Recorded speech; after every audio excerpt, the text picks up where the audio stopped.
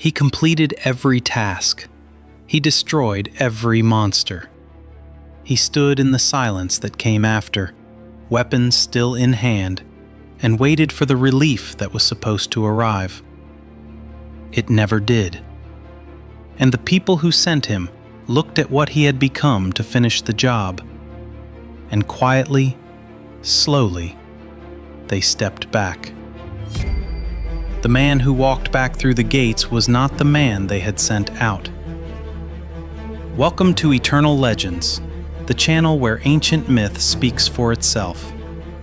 I am your host, and today we are going somewhere most storytellers have always been afraid to go. Because the version of these heroes we grew up with was cleaned up, simplified. The difficult parts were smoothed over. But the oldest versions, the ones carved into stone and fired into clay tablets long before the first library existed, told a very different story. In those stories, the hero won, and the winning changed him forever. Subscribe to Eternal Legends right now if you want stories that go this deep, and leave a comment below before we even begin. Which hero from ancient myth do you think crossed the line from champion to something darker? Let us count down together. Starting at number 10, Samson. His story begins before he was born. According to the book of Judges, an angel appeared to his mother and told her the son she was carrying had already been chosen. He would be a Nazarite, consecrated, set apart, sacred from his first breath, and the man designated to deliver the people of Israel from Philistine rule. The mission was assigned before he had any voice in it, and for a time, the power that came with the calling was extraordinary. He moved through his enemies the way a storm moves through standing wheat. But the mission started to blur the moment Samson made it personal. He became devoted to a woman named Delilah. The Philistine lords found out and offered her a payment to reveal the source of his strength. She pressed him night after night. He held. Then he gave in. Not because he lacked intelligence, but because he had lived at such an extreme of power for so long that he had stopped believing it could be taken from him. His hair was cut while he slept. He woke with no strength and did not know it until he reached for it and found nothing there. The Philistines took him. They blinded him and set him to work grinding grain in a prison in Gaza. The image is one of the oldest reversals in the storytelling tradition, the instrument of divine protection, turning a millstone in the dark. And what he did next is what earns his place on this list. When they brought him out for a public celebration at their temple, 3,000 people gathered to display him as proof that their god had won.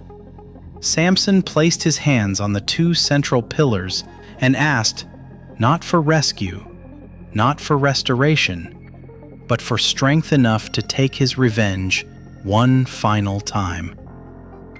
The roof came down.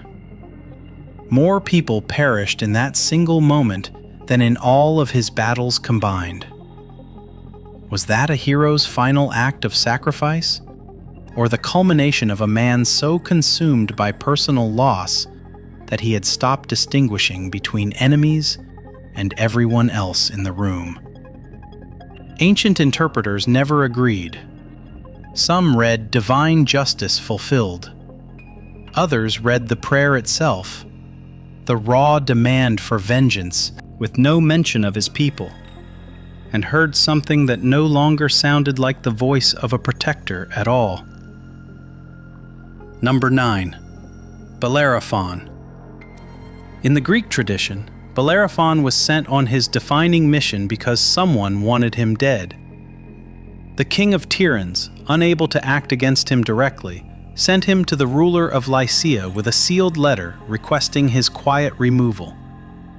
The Lycian king, unwilling to harm a guest, assigned him the task of destroying the Chimera, a fire-breathing creature that had devastated the region.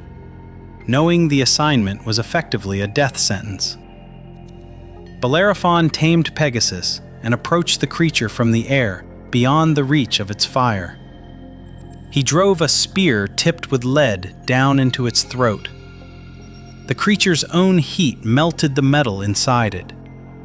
Clean, precise, almost effortless. Every impossible task that followed received the same treatment. The Solomai warriors, the Amazons, an ambush arranged by the Lycian king's own men. Each one dispatched, each victory adding another layer to the certainty building inside him. Somewhere in that accumulation of impossible victories, Bellerophon stopped believing he was mortal. He pointed Pegasus upward toward Mount Olympus. Zeus sent a small creature to sting the horse. Pegasus reared. Bellerophon fell. He survived the impact, but was left permanently lame and broken. Homer says he spent the rest of his life wandering the Elaean plain alone, consumed by bitterness, avoided by gods and men alike. The gods, Homer tells us plainly, had come to hate him. He did not become violent or destructive. He became something quieter and perhaps more permanent. The hero who killed a fire-breathing monster, but could not survive the question of who he was when the monster was gone. Number 8. Cuchulainn. If you want to understand how ancient Irish storytellers thought about the true cost of being a warrior, look at the Ulster cycle and the figure at its center. Cuchulainn was the finest fighter his culture could produce, trained by the greatest war teachers of his age, born of divine lineage, the celebrated champion of his people. He was also, by any careful reading of the sources, genuinely frightening in a way that went far beyond his enemies. The thing that ancient audiences found most compelling and most unsettling about Cuchulainn was the riastrad, the warp spasm. When battle seized him fully, his body transformed in visible ways. His muscles contorted. One eye receded while the other distended outward. His body temperature rose so sharply that water poured over him turned to steam. In this state, he was almost impossible to stop.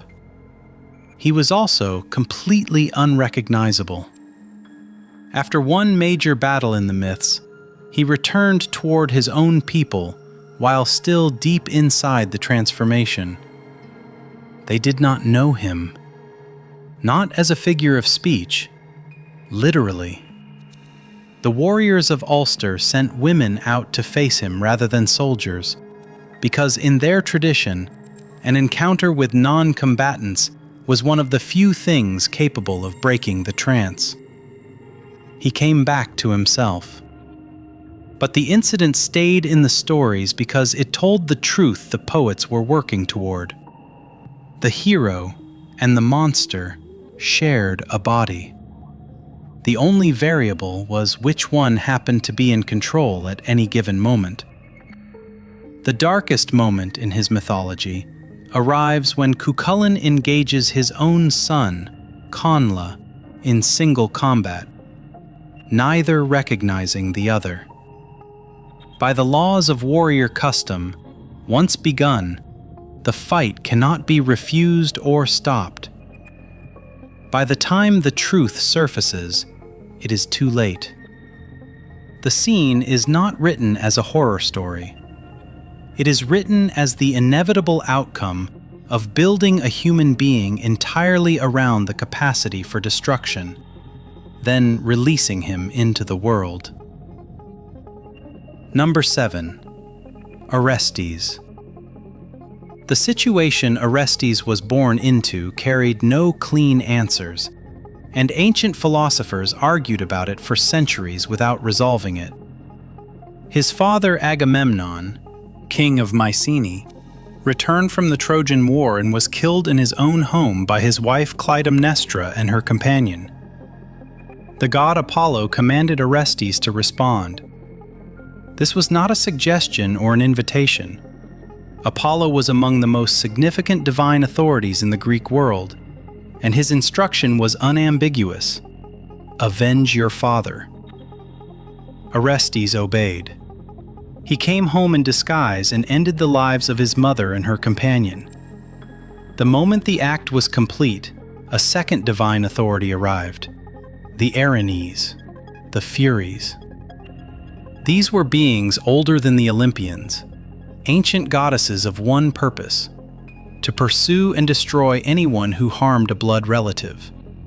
They recognized no context, no justification, no appeal to higher orders. They followed one law and applied it without exception. Orestes ran. He went mad under their pursuit. He traveled across the ancient world, the only one who could see and hear the forces following him. Eventually, a trial was held in Athens. The jury split exactly in half. Athena cast the deciding vote in his favor. He was formally acquitted. But the vote being even meant that by the reckoning of the ancient divine world, half the cosmos still considered him guilty. He did exactly what a god commanded, and the oldest forces in the universe hunted him across the earth for doing it correctly. Some situations do not permit clean exits. Aeschylus built an entire trilogy around that fact and left the audience to sit with it afterward. Number 6. Sigurd. In Norse and Germanic tradition, no name in the hero canon carries more weight than Sigurd. He killed Fafnir, a man who had transformed himself into a great serpent through pure compulsive greed for cursed gold. The story looks like a straightforward triumph until you follow the details past the kill. When Sigurd bathed in the creature's blood to make himself nearly invulnerable, a single leaf fell onto his shoulder during the bathing, leaving one spot unprotected. He also tasted the creature's heart, and from that moment could understand the language of birds. 2 birds overhead told him immediately that his guide, Regan, was already planning to remove him and claim the gold. Sigurd ended Regan before Regan could act. The Norse poets buried their real question here. Was that sensible self-preservation, or was it the first sign that the dragon's curse had already taken root in the man who killed it? From this point forward, Sigurd's life became a spiral he could not escape. A potion erased his memory of a woman he had pledged himself to. He helped another man claim her under deception. He married someone else. When the truth unraveled, the consequences destroyed multiple households and ended with Sigurd himself betrayed and killed in his sleep. Not in battle, which for a Norse hero carried its own weight of dishonor. The cursed gold moved on. The curse moved on. And Sigurd, who had possessed the strength to kill an ancient creature of destruction, had not possessed the wisdom to put the treasure down. For the Norse poets, this was not a side note. This was the whole point of the story. The dragon's real power was never its fire. It was the gold it lay on. Number 5. Ajax the Greater. Ajax was the wall that held when everything else bent. During the years of the Trojan War, when Achilles refused to fight and the Greek forces were being pushed back toward the sea, Ajax was the man who would not move. He had no divine gifts on the scale of Achilles, and none of the strategic intelligence that defined Odysseus.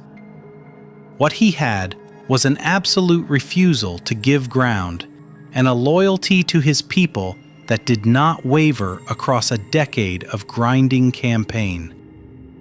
The Greeks knew what he was worth. He knew it too. After Achilles died, the Greeks held a contest to determine who would inherit his divine armor. The leaders chose Odysseus. Ajax could not carry this decision.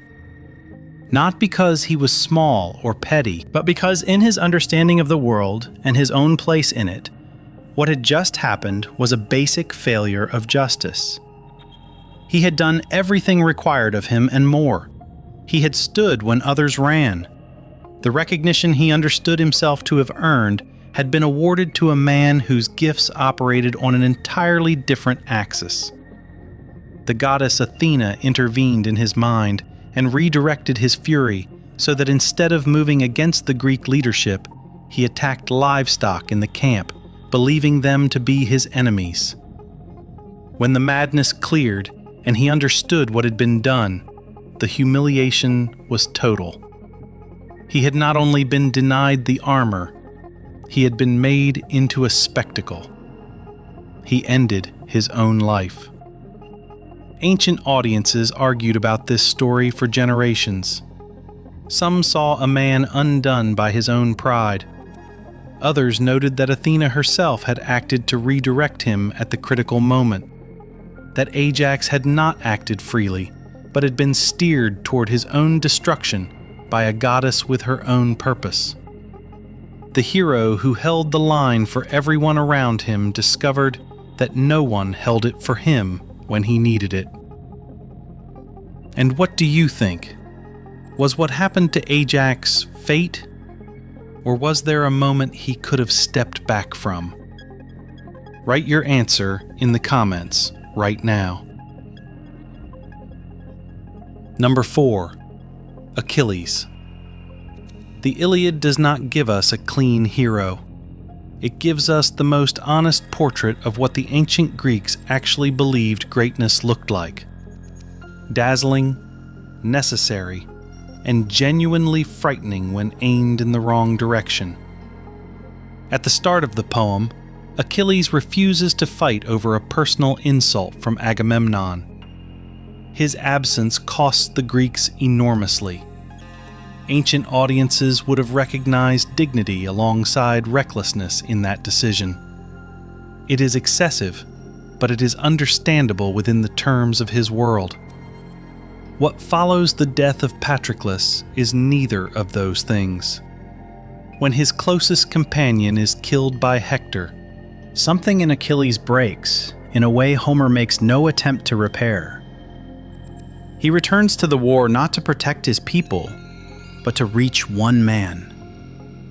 He moves through the Trojan forces like a catastrophe, not a warrior. He drives men into a river and does not stop. The river god himself objects, an extraordinary moment in which a divine power of nature protests at the sheer scale of what is happening above him. He reaches Hector. He defeats him. Then he ties Hector's body to his chariot and drags it around the walls of Troy, in full view of Hector's family, for multiple days. The gods are disturbed enough that Apollo acts to preserve the body from decay. Zeus sends a direct instruction: return the dead. Hector's father Priam, an elderly king, walks unarmed and alone through the enemy camp at night to ask for his son back. Achilles weeps. He honors the request. For one night, the person who existed before the grief is visible again. Homer handles the scene with enormous care, but he does not suggest the man watching Priam leave is healed. He knows he will die at Troy. He has already chosen to stay. The greatest warrior in the Western tradition also became the man the gods had to actively restrain from going further than he already had. Homer leaves those two facts side by side and does not resolve the tension. That was the point. Number 3. Perseus. Perseus is one of mythology's neatest hero stories on the surface.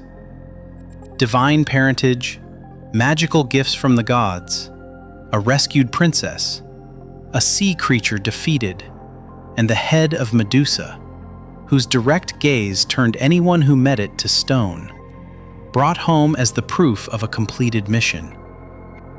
It has the clean structure of a fairy tale, with every beat in its proper place. Keep your attention on the head. After Medusa's death, the severed head kept its power. Perseus held on to it. He used it on the sea creature threatening Andromeda, understandable given what was happening.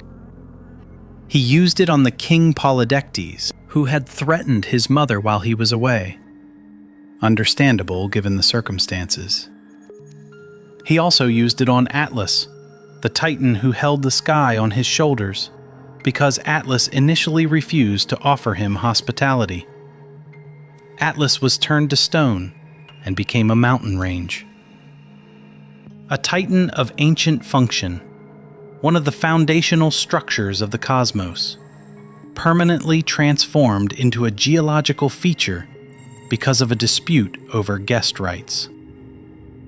At some point, the head stopped being the tool of a mission and became the response Perseus reached for when he encountered friction.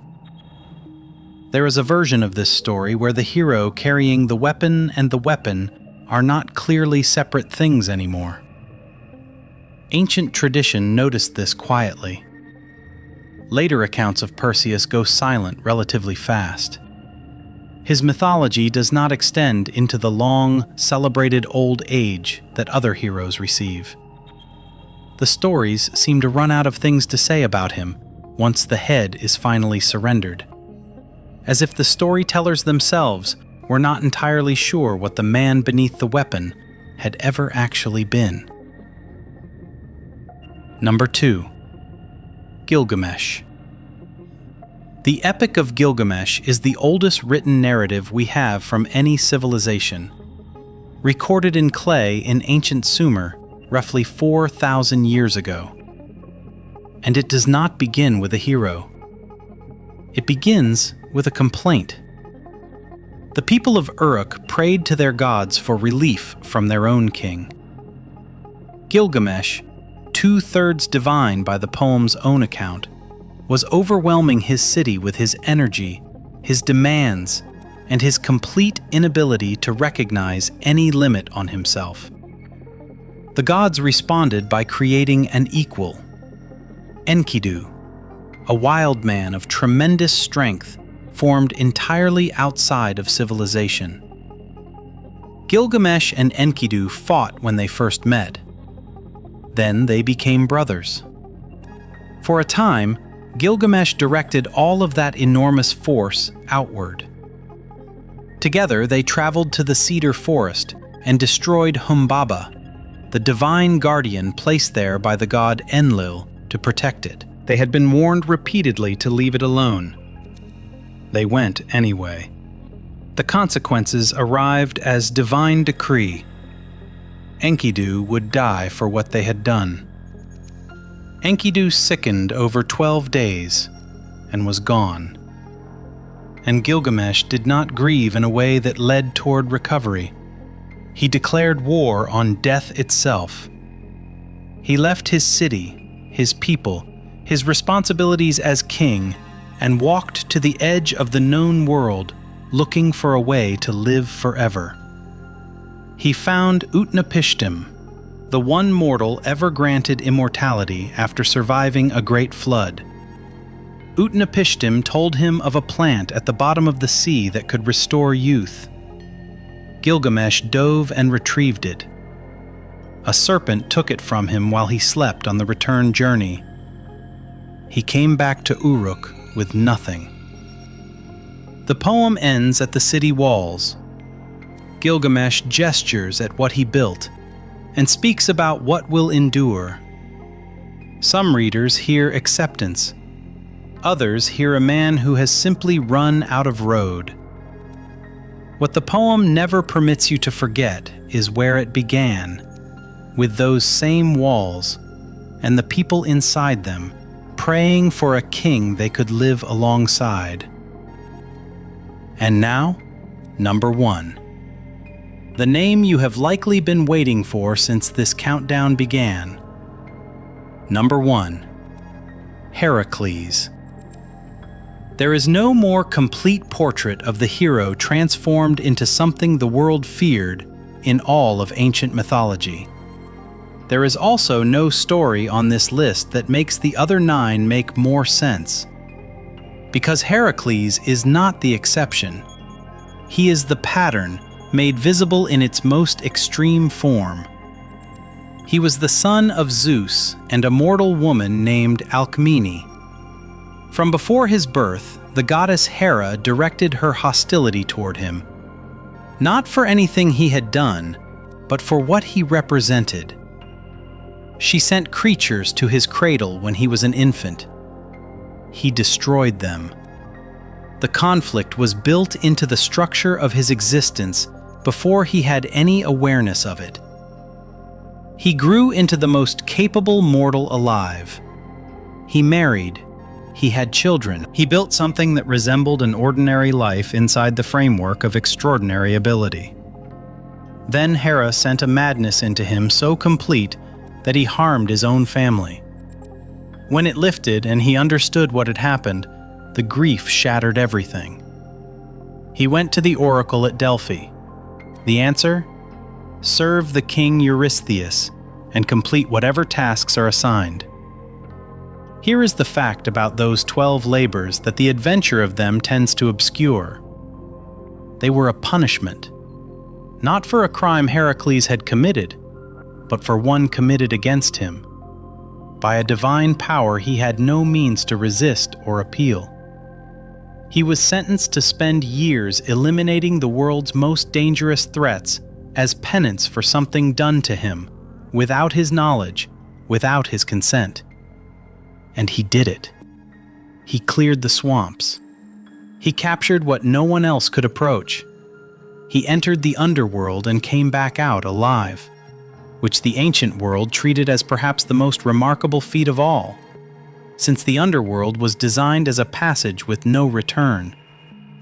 He wrestled Antaeus, who drew power from the earth itself, by lifting him completely off the ground and holding him suspended in the air until the strength drained out.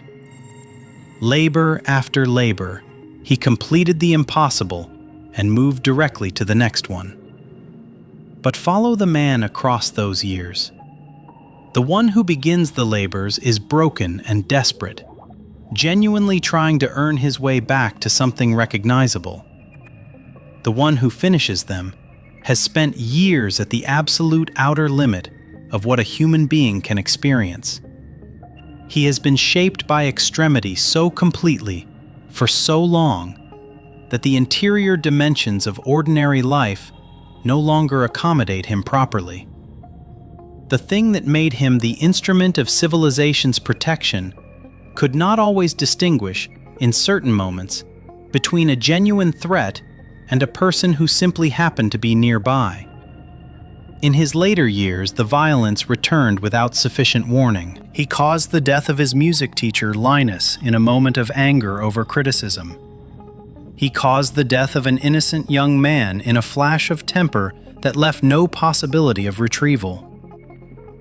The force that had made him indispensable to the world made him dangerous to anyone within reach of him when that force was not directed outward. The end came through a misunderstanding. A garment treated with a substance his wife Deianira had been deceived into believing was a charm that would preserve his fidelity. When the pain became unendurable, Heracles built his own funeral pyre on Mount Oeta, lay down on it, and asked a passing traveler to light it. He chose the fire. He chose what he could control over what was happening to him. The gods brought him to Olympus afterward. He was made divine. He received the ending mythology typically reserves for those whose stories concluded cleanly. But ancient storytellers never allowed that final elevation to erase what preceded it. The apotheosis did not cancel the labors. The labors did not cancel what came before them. Heracles was the greatest champion the ancient world produced, and the clearest argument that heroism, in the world these stories inhabited, was not a condition of virtue. It was a condition of exposure.